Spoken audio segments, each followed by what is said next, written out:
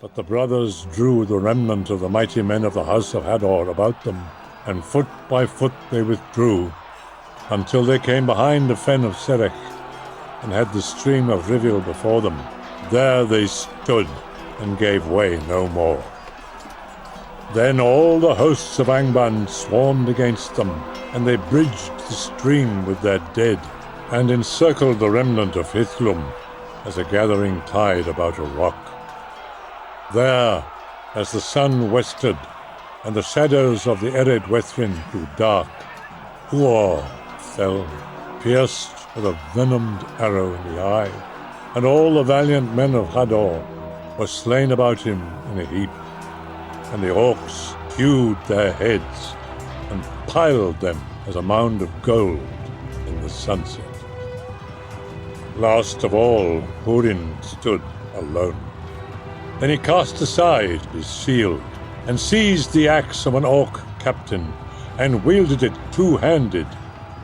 And it is sung that the axe smoked in the black blood of the troll god of Gothmog, until it withered. And each time that he slew, Hurin cried aloud, Aure and Tuluva, days shall come again. 70 times he uttered that cry, but they took him at last, alive, by the command of Morgoth, who thought thus to do him more evil than by death. Thus ended the Nirnaeth Arnoediad. Alright guys, in this episode I thought I would go back to more of the roots of the channel and give you a wee army showcase and a lore video. So I'm going to be showing you my House of Hador army from the first age, one of the 3 houses of the men that stayed loyal to the elves and were blessed with long life and became the Numenorians. So without further ado, let's get cracking with the lore. Thousands of years before the Lord of the Rings, when the sun first arose in Middle-earth, men awoke in the far east in a land called Hildorian.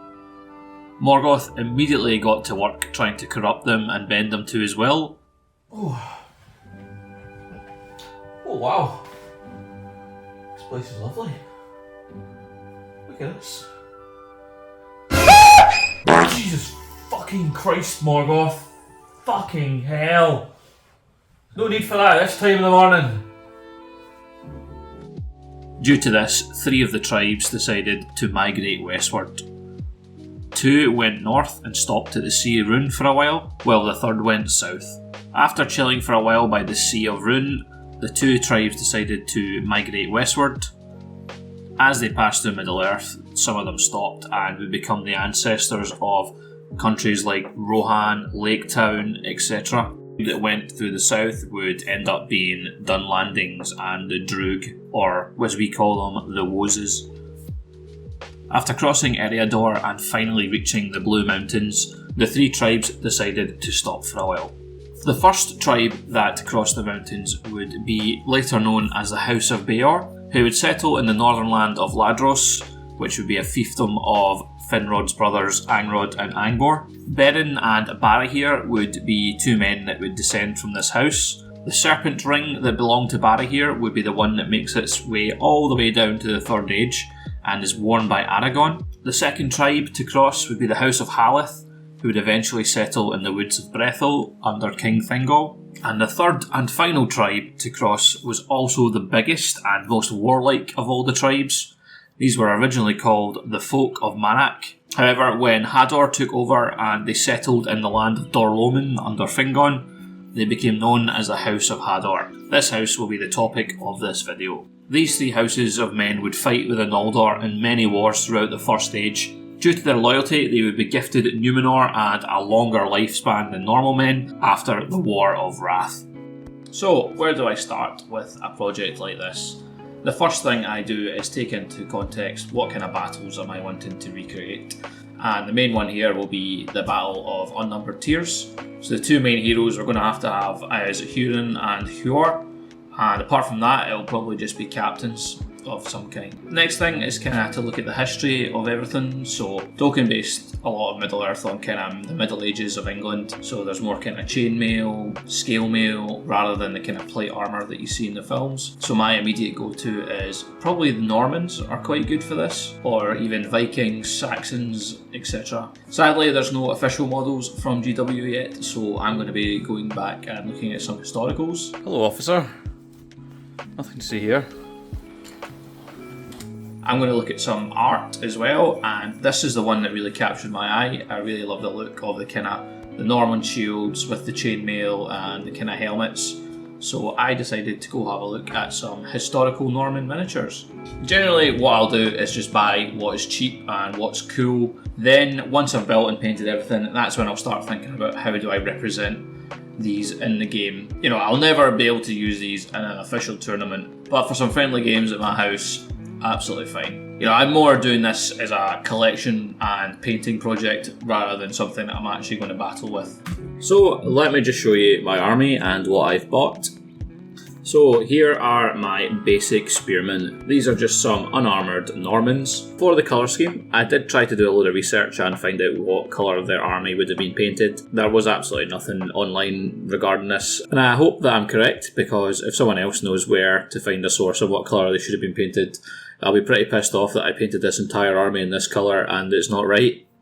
The colours I decided to go with were because of the House of Hador's emblem. I just took the orange, blues and reds from this and applied it to the army.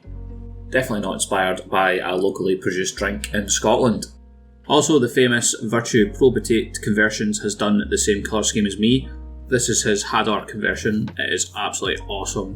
You can see that he has also used the orange and blue colour scheme. A common misconception about the medieval times is that it was all dirty and disgusting like Hollywood portrays it, when in fact the medieval times were actually very colourful, as dyes were very cheap and plentiful. Anyway, moving on, the pack also gives me enough for 2 command sets, a captain, a flag and a musician. I know this isn't Warhammer Fantasy, but I've always enjoyed having full commands for my units. The plastic set also gave me enough to have a unit of these axemen. Also, I know these are not painted the best. This was my first attempt at using contrast paints. I would definitely do it differently now, and I also need to touch up the base rims as they don't look very nice, as they're not one solid colour. You could also use these as Axemen of Brethel, but they would probably have a different colour scheme as they were from the House of Beor. Of course, what army is complete without archers? It's great how cheap historical sets are. You can pick up a good amount for a relatively low cost, so I've got 16 here. Plus this kind of old Bretonnian bowman that I painted up as well, because I thought need a captain. Now my cav, I've gone for some armoured and non-armoured, and also don't forget dismounts. We've done a couple of those as well. These are probably the worst painted of them all. I'm really not a fan, and I always meant to go back and touch up the horses and the base rims on these, but I just never got round to it. Next, onto some more elite troops. I've got the command here with armoured with chainmail, plus their big unit of spearmen. I think I've got about 16 of these. Again, historics are super cheap, so I just went a bit mad. The flags used on the cav and the elite troops are both from High Elf sets. One the Phoenix Guard, and the cavalry one I think is from a chariot. I can't remember. Then the heroes Hurin and Hurin. Initially I was going to use these 2 models from Mears Miniatures Norse range. However, the one on the right is far too chunky. Despite the fact that they're from the exact same model range, the one on the right looks to be 32mm scale, whereas the one holding the axe behind his back looks to be 28. So they just don't look that great next to each other. The big one also looks far too big when put in with the troops. I know Hurin was an absolute monster, but it still doesn't look right. So I decided to use the one on the left as Hurin after he picks up the 2-handed axe. I think the dynamic pose is awesome. I would maybe like to put some chainmail on his body, but I've not got round to that yet. I'll use some green stuff to put that on, as I'm running about naked. It seems a bit unlikely. This does mean I am looking out for a Hurin model. I do have my eye on some of the historical ones, maybe a Saxon or a Viking. However, he does need to be really tall, as Hurin was the tallest man that ever lived, apart from his son, Tur. So, how do we get this army to be legal within the rules and make sense? One of the limitations is Hurin and Huart were both mega heroes, so we're going to have to pick 2 big named heroes.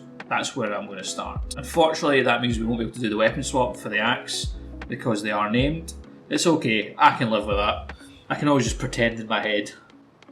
You know what I mean? Just imagination. Imagination.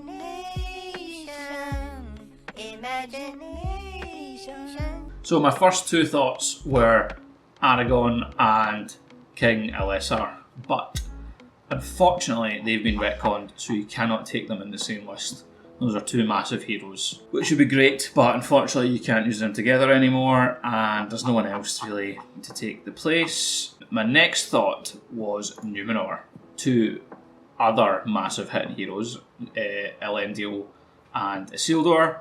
However, that then gives us absolutely no cavalry options and no elite options, no axes, so we can't use the axemen. It's just the troop choices are too limited. I realised that we have axemen, so we're going to have to use the only good axe profile I can think of, which is the fiefdoms, and we will have axemen of Lasarnoch as the 2-handed axe guys, and they will be led by Imrahil without the lance and horse. He can either be Hurin or Hur. He is an absolute beast himself, which is fantastic, fits one of the profiles. And then also we can take, that means for the archers are actually very competitive because we'll have Dunhir and Blackroot Vale archers as the archers. Fantastic, that's part of the army done. So now we have to fix the rest of the army. We have spearmen, armoured spearmen, we have horses and armoured horses. We need a big hitting hero, and we need horsemen and armoured horsemen. So for the second half of the army, I had the idea of using Aragorn because he is probably the mightiest hero, and that kind of fits Hurin in my mind. So I would like to use him. And for the troops, this is going to sound a bit strange, but the ones that don't have the armour, I was going to use the basic warrior of the Minas Tirith profile. So that's 9 points for a shield and a spear, and they are defense 6. And then the ones that have armour would be the guards of the Fountain Court with shields. That gives us a normal troop type and an elite troop type. It does mean I will have a massive warband of the guards of the Fountain Court. At the end of the day, this is only just a bit of fun, and it's only going to work in friendly games. Technically, because it is friendly games, I could make my own rules for them. I would rather just use profiles that are already there so people that are playing against me don't get too confused. And for the cavalry, I thought of having the Knights of Dol Amroth as the armoured ones, and the normal Knights of Minas Tirith as the under-armoured ones. That was my way of making this army entirely legal. The other thought I had was to use Eomer as the other mighty hero, because he is very strong, and you'd have the unarmoured guys being normal Rohan, and normal Rohan Cav, and the armoured guys being the Royal Guard. The problem with that is without the Legendary Legion, you can't use the spears as spears, which doesn't really fit the idea of the army in my head, because I imagine them being a bit more of a spear block. But you can't really do that with Rohan out of the Legendary Legion, which is a shame. So that's why I decided in the end to go with the Aragorn approach rather than the Eomer. Hopefully this has made some kind of sense and isn't just the ramblings of a mental case. I hope you have enjoyed and learned maybe a thing or two how I do my theory crafting for my first age, second age, other armies. So let me know in the comments, guys, do you have any armies that you've theory crafted and how do you represent them in the game? This could be anything from the Ents with the Green Elves of Assyriand to Turin fighting with Orodreth of Nargothrond. Or would you take the side of evil and have Glaurung leading the armies of Morgoth? Yeah, thank you for watching. And of course, a huge thank you to all the Patreons, and I still can't believe anyone pays to watch my absolute content. It means the absolute world to me, thank you very much. And also thank you to everyone that watches and comments. I do try to respond to everybody. I do have a Facebook group you can join, and I put a link in the description if you're interested. Thank you everybody for watching. Thanks for watching everyone. Don't forget to like and subscribe, and remember to give my bell a good old ring.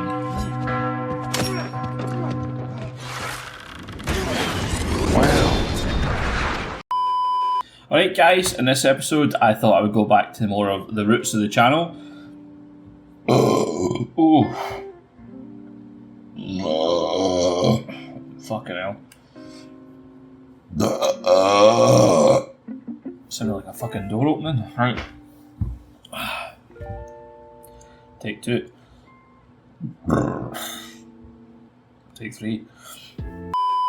Thousands of years before the Lord of the Rings, when the sun first arose in Middle-earth, men awoke in the Far East in a land called fucking fuckface. Thousands of years before the Lord of the Rings, when the fern fucking fuck. Or would you take the side of evil and have Glaurung leading the fucking fuck? Oh yeah, that's my fucking jumper. How do you get a hold of that, you prick? Don't you dare piss on that. He's my jumper back. He's my jumper. Fucking move, you fat dick. Huh? Fucking disappointed in you. Oh, I love you really. I love you really. Ah!